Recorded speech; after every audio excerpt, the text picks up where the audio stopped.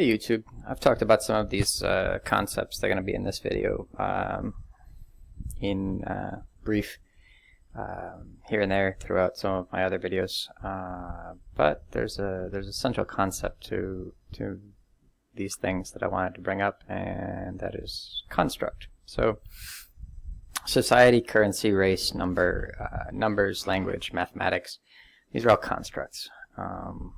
Constructs are created for a purpose, but they don't actually exist in nature. They are used to be able to relay things that do exist in nature, but the constructs themselves don't. They're just a tool.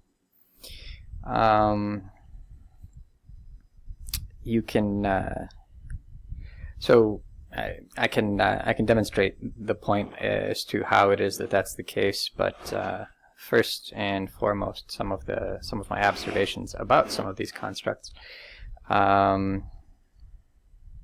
starting with language. If you, or rather, what happens when you treat a construct inappropriately, which is to say, if you don't use the construct for the purpose that it was created for, it invalidates the construct and it destroys it. So language's purpose is communication. When you start changing language to try to appease, when you try to make social change via language, that, first of all, it's self-defeating, because the social issue doesn't change. All you've done is change the word. So whatever the new word is the word that will get used eventually. In the meantime, the other word will still get used. You haven't accomplished anything on either front. So, treating language as anything other than communication, the construct that it is designed to be, is meaningless, and ultimately destroys communication. Number files make a huge issue out of various oddities of numbers and mathematics. As you can see here, use a frame of reference with the 1/3 versus pi. So a lot of people make a big deal out of pi. It doesn't matter it doesn't matter if it's pi or anything else. But pi is an infinite number, or seems to be an infinite number, and it's irrelevant that it's an infinite number.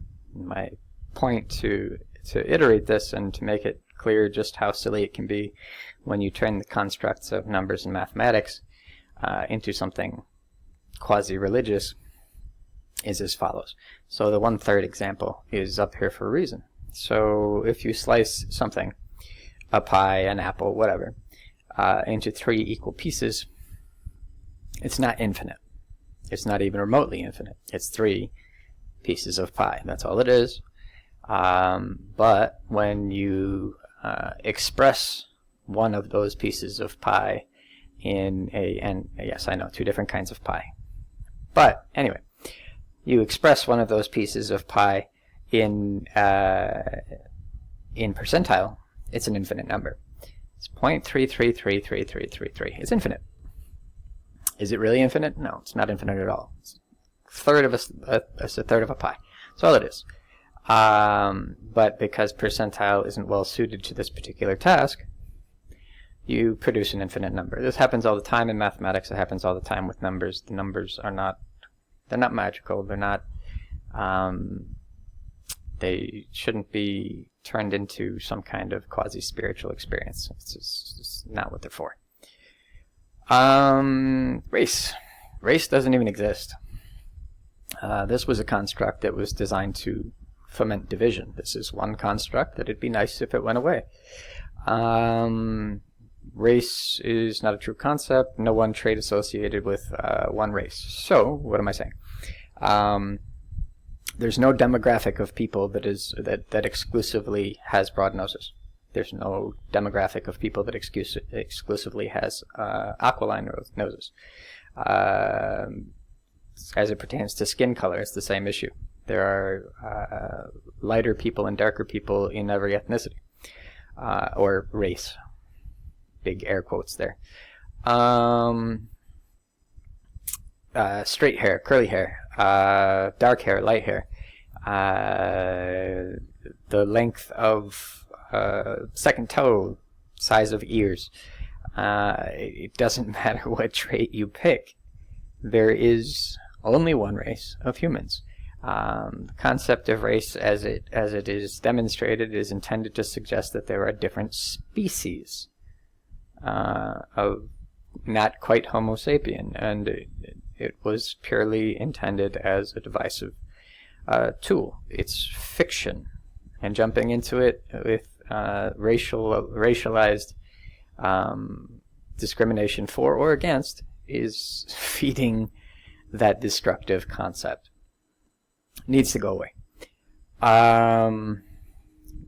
Don't see color is somehow makes you racist. That's, well, the whole reason for the narrative is because you're saying that you don't discriminate based on color, not that you don't see it. Any institutionalized oppression that's existed for any skin color has existed for every skin color. It's just a tool of oppression when anyone uses it. Doesn't matter which group.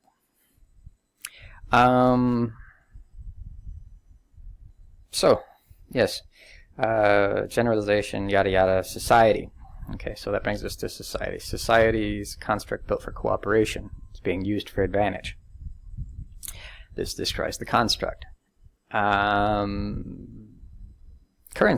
Currency is a tool that was intended to be, one would, if it has any positive value at all, it was a tool designed to facilitate trade. It's being used for dominion. Constructs have to adhere to their purpose or they have to go away. Using them for other things makes them other things. You can't have justice from injustice. You can't have cooperation from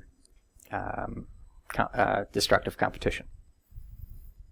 I'll get more into that. There's a differentiation that I have between forms of competition. There's destructive competition and constructive competition. They're not the same thing. They're very, very different. Destructive competition is what we have in the whole, might makes right by whatever standard we're using. Capitalism is might makes right.